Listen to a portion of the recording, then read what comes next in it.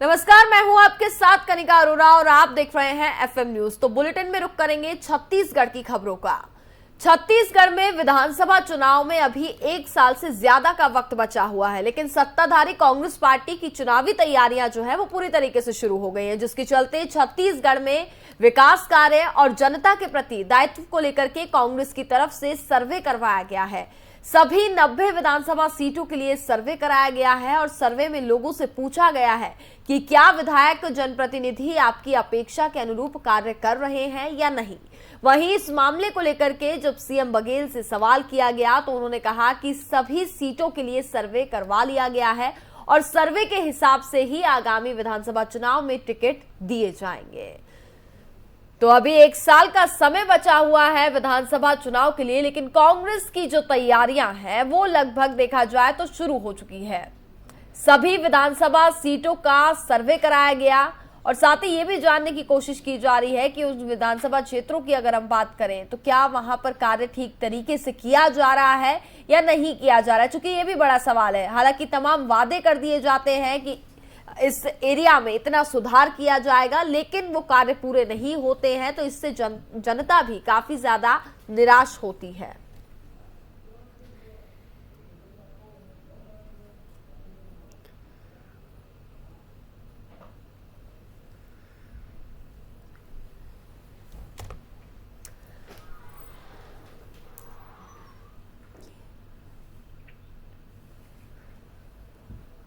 और हमारे साथ इस खबर पर ज्यादा बातचीत करने के लिए हमारे एसोसिएट एडिटर जरीन सिद्दीकी हैं, वो जुड़ गए हैं। उनसे जानने की कोशिश करेंगे। जरीन, बात की जाए तो जहां एक और अभी विधानसभा चुनाव की बात करें तो एक साल का समय है लगभग बचा हुआ है, कांग्रेस के पास भी, बीजेपी के पास भी। लेकिन वही बात करें तो कांग्रेस की जो तैयारियां हैं वो शुरू होती हुई नजर आ रही है। विधानसभा क्षेत्रों का अगर बात किया जाए तो सर्वे करवाया जा रहा है। क्या अपडेट है जो इस पर अभी मिल पा रहा है? जी कनिका, मैं आपको बताना चाहूंगा कि कल मुख्यमंत्री भूपेश बघेल ने बताया कि सर्वे की रिपोर्ट आ गई है और उसी के आधार पर सारी चीजें डिसाइड की जाएगी। जिस विधायक का परफॉर्मेंस खराब होगा उसका टिकट कटना निश्चित है। मुख्यमंत्री ने ये चीजें इशारों में बोली और एक साल पहले की जो तैयारी की बात रही है तो मैं आपको बताना चाहूंगा, पहले 4 साल पहले जो चुनाव हुए थे उसमें भी मुख्यमंत्री बघेल ने एक यात्रा निकाली थी गांव-गांव तक, लोगों तक। जमीन से जुड़े नेता हैं, उनको जमीनी स्थानीय भाषा में बात करते हैं, लोगों से आत्मीयता से मिलते हैं, तो निश्चित तौर पे उनको इसका लाभ मिला पिछले चुनाव में और सरकार बनी कांग्रेस की। साल भर से ज्यादा का समय है, 16 महीने का समय है अभी चुनाव में, लेकिन भूपेश बघेल अभी से इस तरह की तैयारी हुई है। उनकी रणनीति साफ है, गांव तक जाना और सारे अधिकारियों ब्यूरोक्रेट्स को इकट्ठा करना, उनके सामने जनता से रूबरू होना। अगर उनके काम करने में किसी भी अधिकारी ने कोताही बरती है तो उसको तलब कर तुरंत उसके कार्य को पूरा करवाना। तो इसी रणनीति के तहत जुटे हुए हैं मुख्यमंत्री भूपेश बघेल। हाँ, इतना फर्क जरूर आया है कि पिछले साल मुख्यमंत्री के साथ स्वास्थ्य मंत्री टी.एस. सिंहदेव भी दौरे पे थे, लेकिन कुछ मनमुटाव, आपसी खींचतानी की वजह से टी.एस. सिंहदेव उनके साथ इस वक्त नहीं है। एक अमला मुख्यमंत्री के साथ अधिकारियों का अमला जाता है और तुरंत वहाँ पे जिस गांव पे मुकाम होता है उसी गांव पे वहाँ चीजों को दुरुस्त करवाने की निर्देश दिए जाते हैं। बस फर्क ये है कि इस बार मुख्यमंत्री भूपेश बघेल के साथ टी.एस. सिंहदेव नहीं है, अधिकारियों का अमला है। जी कनिका जी। बिल्कुल जरीन, अगर वही हम बात करें, जैसा कि आपने बताया कि फिलहाल सर्वे करवा लिया गया है और उसकी जो रिपोर्ट्स हैं वो भी आ गई हैं, तो क्या अपडेट अभी हमें इस पे मिल पा रहा है कि किस विधायक की क्या कुछ रिपोर्ट है जो निकलकर सामने आई है और किन विधानसभा सीटों में क्या कुछ कार्य है जो पूरा नहीं किया गया है? जी, इस बाबत सवाल किया गया था मुख्यमंत्री भूपेश बघेल से, तो उन्होंने कहा कि इस रिपोर्ट को सार्वजनिक तौर से 90 विधानसभा सीटों की रिपोर्ट को सार्वजनिक करना संभव नहीं है और खास तौर से मीडिया के सामने तो ये हो ही नहीं सकता है। लेकिन कुछ जो विधायक कांग्रेस के हैं जिन्होंने काम नहीं किया है, वो खुद सर्वे रिपोर्ट के आने के बाद उनके चक्कर लगने चालू हो गए हैं। तो सहज ही अंदाजा लगाया जा सकता है कि जो एक्टिव विधायक नहीं थे उनका टिकट कटना तय है, और निश्चित तौर पे भी जो एक्टिव विधायक हैं उन्हीं को टिकट दिया जाएगा, नए चेहरे को भी मौका दिया जाएगा। लेकिन ये अभी काफी दूर की बात है। अभी जो जिन परिस्थितियों पे बात करना है वो ये है कि मुख्यमंत्री चुनावी मोड पे आके लोगों से उनका प्लान कुछ भी नहीं रहेगा, किसी को भी खबर नहीं रहेगी, अचानक भी कहीं पे भी पहुंच कर गांव पे सब सरप्राइज लोगों को देंगे। अधिकारियों के लिए जरूर ही ये चिंता का विषय है कि कब पहुंच जाए मुख्यमंत्री, उनको भी पता नहीं होगा। तो इस तरह की कुछ रणनीति भूपेश बघेल ने तैयार की है छत्तीसगढ़ के में चुनाव होने वाले हैं उनको लेके। अब पिछली बार तो यकीनी तौर पे उनकी रणनीति काम करी थी, इस बार क्या काम करती है ये वक्त बताएगा, लेकिन इंतजार हम सभी को है। जी कोनिका जी। बिल्कुल जरीन जी, बहुत बहुत शुक्रिया आपका हमारे साथ जुड़ने के लिए।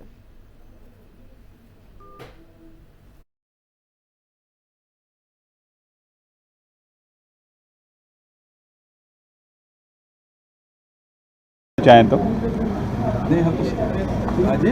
90 विधायकों का आप लोगों ने किया, मतलब बारे में उन लोगों से पूछिए। नहीं, लेकिन रिपोर्ट तो आपके पास होगी ना सर, क्योंकि कांग्रेस ने कराई है इस पे, तो आपको भी ये मालूम होगा। तो सर के बारे में कैसे बताया जा सकता है? सर्वे हुआ है, सर्वे में बहुत सारी जानकारी आई है, उसके हिसाब से आगे। जगदलपुर में केंद्रीय गृह विभाग में अतिरिक्त सचिव उमा देवी ने बस्तर जिले में संचालित विकास कार्यों की समीक्षा की। जगदलपुर स्थित जिला कार्यालय के प्रेरणा कक्ष में आयोजित बैठक में समीक्षा के दौरान जिला पंचायत के मुख्य कार्यपालन अधिकारी रोहित व्यास ने जिले में संचालित विकास कार्यों की जानकारी दी। उमा देवी ने बस्तर में युवोदय बादल एकेडमी, कलागुड़ी, इसके साथ ही थिंक भी आदि कार्यों की प्रशंसा भी की और साथ ही आकांक्षी जिलों के लिए निर्धारित संकेतों में उच्च स्थान बनाए रखने के भी निर्देश दिए हैं। इसके साथ ही विकास कार्यों पर भी जोर दिया गया जिनका प्रभाव स्थायी हो। उन्होंने ये भी कहा कि शासन के पास विकास कार्यों के लिए अनेक योजनाएं संचालित हैं और राशि भी पर्याप्त उपलब्ध की गई है। इस दौरान शिक्षा, स्वास्थ्य और पोषण, रोजगार और साथ ही कौशल प्रशिक्षण, वित्तीय समावेशन, कृषि एवं सिंचाई, पेयजल, विद्युत, सड़क एवं अन्य आधार संरचना आदि क्षेत्रों में हो रहे विकास कार्यों की उन्होंने समीक्षा की।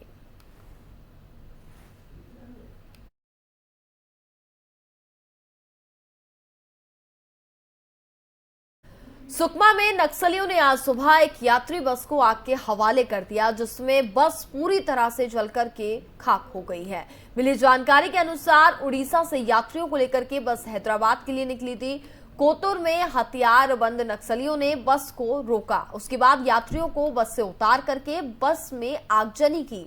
आग लगने के बाद यात्री बस जलकर के जो पूरी तरीके से खाक हो गई। इस नक्सली वारदात की सूचना लोगों ने पुलिस को दी। सूचना मिलते ही पुलिस घटनास्थल पर रवाना होकर फिलहाल जांच में जुट गई है।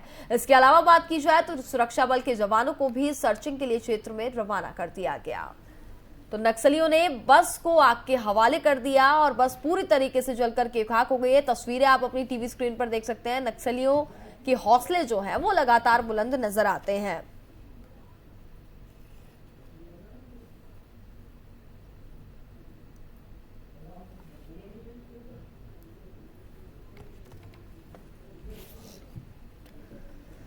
और इस खबर पर हमारे साथ ज्यादा बातचीत करने के लिए हमारे संवाददाता हरि सिंह ठाकुर हैं, वो जुड़ गए हैं। उनका रुख करेंगे। हरि, जहां देखें लगातार नक्सलियों के जो हौसले हैं वो दिन पर दिन बुलंद नजर आते हैं और एक और मामला अब जो सामने आ गया है जहां नक्सलियों ने बस को आग के हवाले कर दिया। फिलहाल इस पर क्या अपडेट अभी हमें मिल पा रहा है?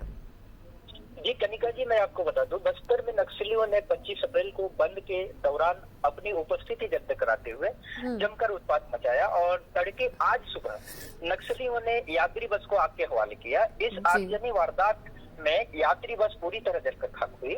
और आपको बता दें कि उड़ीसा के मलकानगिरी से यात्रियों को बस लेकर हैदराबाद की ओर निकली थी, जिसके बाद नक्सली के कोंटा से लगभग 25 किलोमीटर दूर आंध्र प्रदेश के चित्तूर थाना क्षेत्र के अंतर्गत कोत्तूर में हथियारबंद नक्सलियों ने बस को रोका और सभी यात्रियों को बंदूक की नोक पर उतार दिया और इसके पश्चात नक्सलियों ने बस को आग के हवाले कर दी। इस आगजनी के में बस जलकर पूरी तरह खाक हुई। जी इसके अलावा मौके से अगर बात की जाए तो क्या कुछ चीजें भी हैं जो बरामद की गई हैं? कनिका जी, बताने के अनुसार, सूचना तंत्र के बताने के अनुसार वहाँ कई नक्सली पर्ची भी वारदात को जहाँ अंजाम दिए थे घटना स्थल पर, वो वारदात मतलब वो बरामद की गई है जी। और मुख्य रूप से कहा जाए, दंडकारण्य स्पेशल जोनल कमेटी सदस्य हार्डकोर महिला नक्सली निर्मला उर्फ नरबन्ना की इलाज के दौरान मौत हुई थी। निर्मला को महाराष्ट्र के जेल में 9 अप्रैल को निर्मला ने दम तोड़ा था। निर्मला की मौत को साथी नक्सलियों ने शासन प्रशासन को साजिश बताया था। तो इस विरोध में निर्मला की याद में नक्सलियों ने 25 अप्रैल को दंडकारण्य बंद का आह्वान किया। गौरतलब है कि अपने बंद के दौरान नक्सली हमेशा से ही बस्तर में अलग अलग क्षेत्रों में उत्पात मचाते आए हैं और यही कारण है कि नक्सलियों यात्री बस को आग के हवाले कर दिया। और इसके अलावा नक्सलियों ने बैनर पोस्टर लगाकर दंडकारण्य बंद को सफल बनाने की भी अपील की। बिल्कुल हरी, देखा जाए तो एक बड़ा हादसा हो सकता था, जहाँ फिलहाल यात्री जो है वो फिलहाल सुरक्षित हैं, लेकिन एक बड़ा हादसा भी हो सकता था। जी, बहुत बड़ा हादसा हो सकता था। मुख्य रूप से नक्सली ने यात्रियों को बस से उतारकर उनको सुरक्षित अपने स्थान पर रहने को कहा। ये इस प्रकार से ये घटना बहुत बड़ी हो सकती थी, लेकिन जी ये घटना नहीं हुई है और सुरक्षा तौर पर यात्री अपने स्थान पर सुरक्षित रहे। बिल्कुल, बहुत बहुत शुक्रिया आपका हमारे साथ जुड़ने के लिए।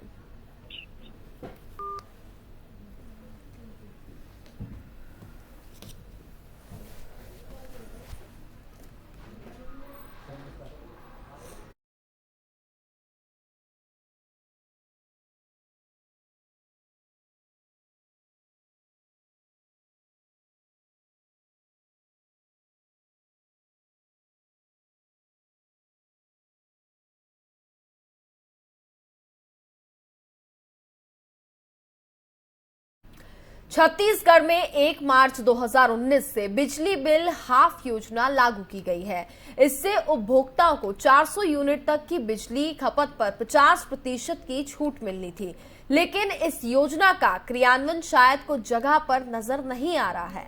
इसे विभागीय अधिकारियों की लापरवाही कहे या फिर तकनीकी दिक्कत, लेकिन इस समस्या से उपभोक्ता जरूर परेशान है। अनियंत्रित महंगाई में जहां आम लोगों की कमर तोड़कर रखी गई हो, तो वहीं बजट बिगाड़ करके भी रख दिया है। तो वहीं इस बढ़ती महंगाई में बिजली बिल की मार भी लोगों में खासा असर डाल रही है।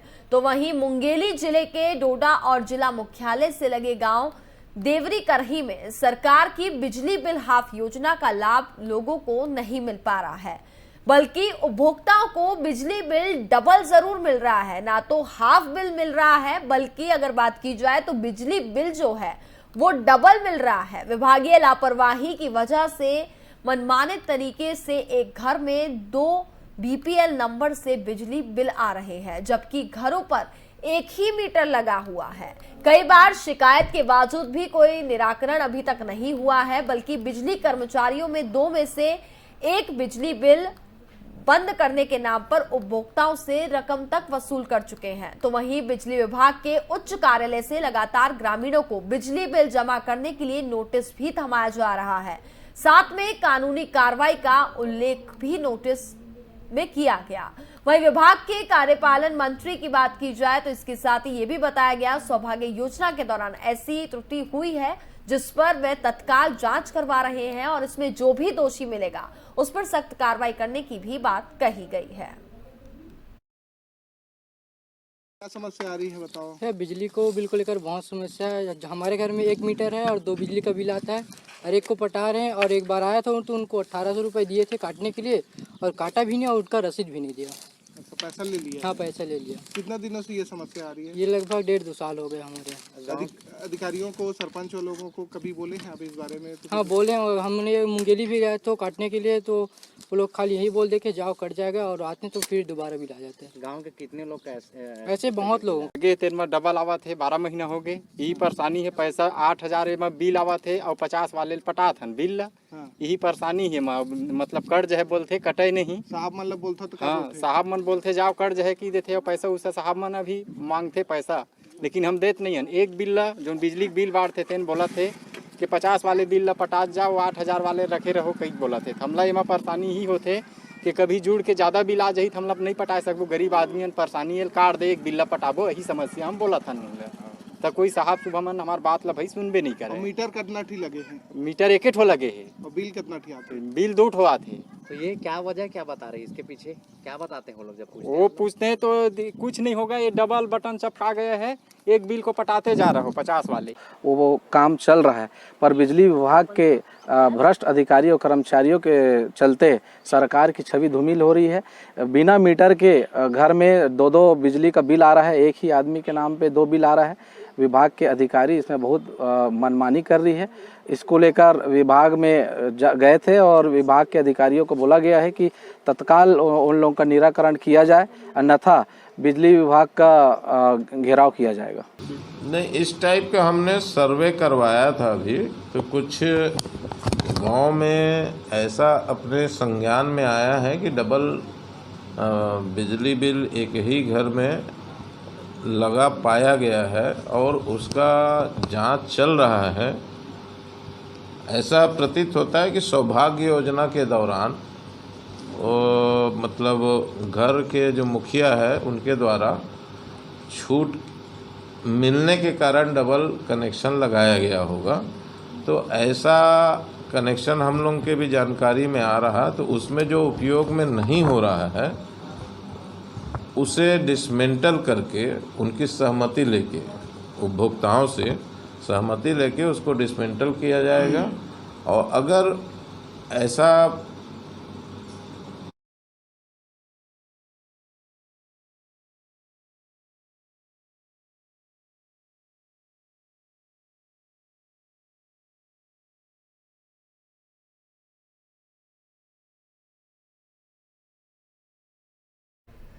राजनांदगांव में शहर में अगर बात की जाए तो पेयजल की समस्या जो है वो दिन पर दिन बढ़ती जा रही है। केरिन भाटा, वहीं शिव कॉलोनी और सृष्टि कॉलोनी सहित आसपास के एरिया में पिछले 20 दिनों से पानी नहीं पहुंच रहा है। इसी समस्या को लेकर रविवार को कोरिन भाटा वार्ड के रहवासी और भाजपाइयों ने कमला कॉलेज चौक पर सड़क जाम कर दिया। तकरीबन 1 घंटे तक शहरवासी और बीजेपी पार्षदों और साथी कार्यकर्ताओं के साथ सड़क पर बैठे रहे।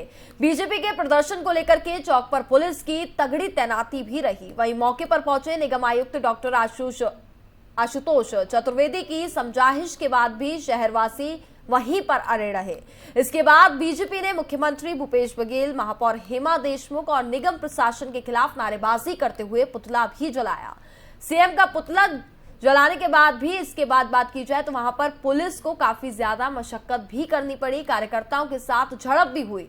सड़क जाम कर जमकर नारेबाजी कर रहे वार्ड 45 के रहवासियों ने कहा कि हमें केवल पर्याप्त पानी चाहिए, जो पिछले 20 दिनों से हमें नहीं मिल पा रहा है। नलों से पर्याप्त पेयजल की सप्लाई नहीं हो रही है और इसके साथ ही कई क्षेत्रों में लगातार इस तरीके की दिक्कतें सामने आई। इसके कारण तपती गर्मी में हमें सड़क पर बैठने को हम मजबूर हो गए हैं। आक्रोशित महिलाओं ने भी ये कहा कि गर्मी में हर साल ये समस्या होती है। अमृत मिशन का काम शुरू होने के बाद समस्या और ज्यादा बढ़ गई है। शहर में होने के बाद भी अगर बात की जाए तो पानी के लिए भटकना पड़ रहा है हमें। इसके चलते निगम प्रशासन पेयजल की व्यवस्था तत्काल दुरुस्त कराए। ग्रीष्मकालीन अवकाश के लिए राज्य शासन से आदेश प्राप्त हुआ है। 24 अप्रैल से